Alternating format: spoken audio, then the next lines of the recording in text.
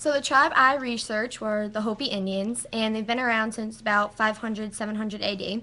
And an interesting fact about them was after children, they were born, their parents would wait 20 days to name them. And on the 20th day, they would take the child and face them toward the sun. And when the sun hit them, that's when they were given a name.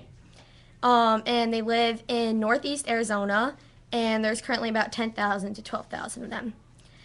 Agriculture was a very important way of life and activity for the Hopi Indians. So when strong winds threatened to destroy their crops, something had to be done. So this is the story of the wind god.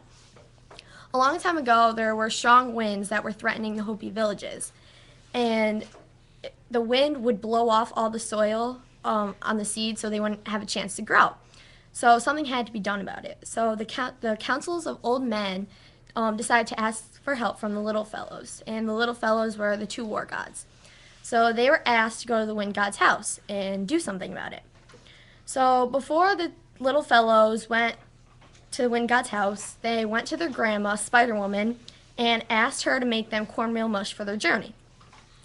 And so they started on their journey with the cornmeal mush and peace offerings that were made by the villagers.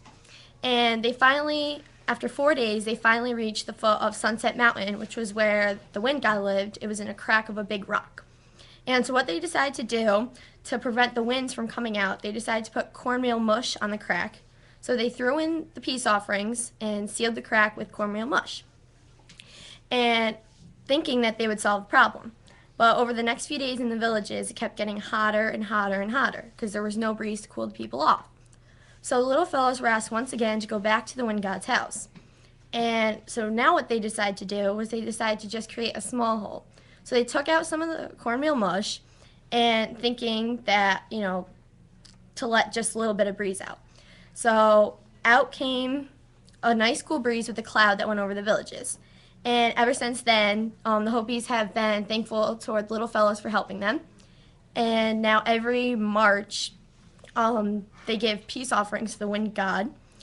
And now the winds have been perfect, like just enough for a nice cool breeze, but won't knock anything down. And yeah, that's the story.